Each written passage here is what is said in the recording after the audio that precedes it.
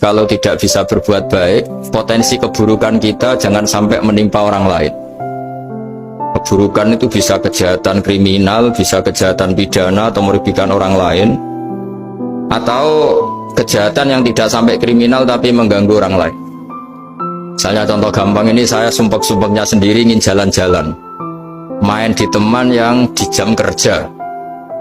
Ini kan sumpek-sumpeknya saya sendiri ingin hiburan, terus wisata atau dolan ke teman yang sebetulnya saat itu dia mungkin ngaji atau kerja atau harus memenuhi kewajiban cari nafkah. Gara-gara nemuin saya, akhirnya dia dikomplain sama majikannya, atau gara-gara nemuin saya, dia akhirnya tidak ngaji sama santrinya, atau gara-gara nemuin saya, dia terganggu aktivitasnya. Itu juga tidak boleh, karena berarti keburukan kita punya akibat pada orang lain.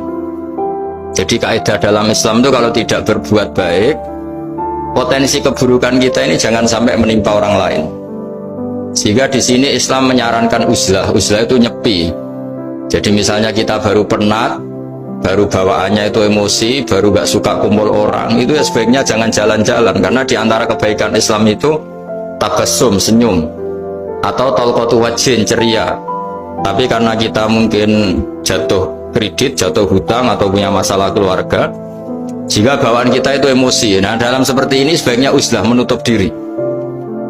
Sehingga kata Rasulullah SAW, dalam zaman akhir di antara kebaikan itu kamu meninggalkan manusia aktivitasnya, kemudian watada'un nas min syarrik, kamu meninggalkan manusia supaya nggak kena keburukan kamu.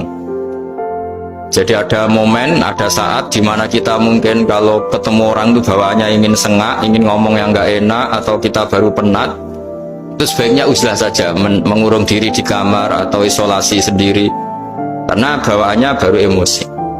Nah, ini yang jarang dipraktekkan. Kalau sekarang malah banyak yang saat susah malah bawaannya ingin namam, ingin menvonis orang lain atau ngadili orang lain.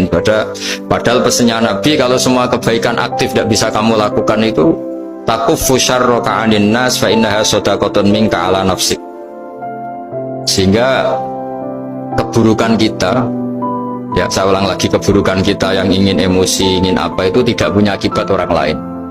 Di sini kearifannya Rasulullah SAW, beliau masyhur ngendikan, layak dilqodi wa ghadban. Jangan sampai seorang hakim bikin keputusan ketika emosi, karena bawaannya orang emosi itu pasti nggak terkontrol intelektualnya, nggak terkontrol nuraninya, nggak terkontrol semua sifat baiknya. Itu kalau punya keputusan bahaya sekali.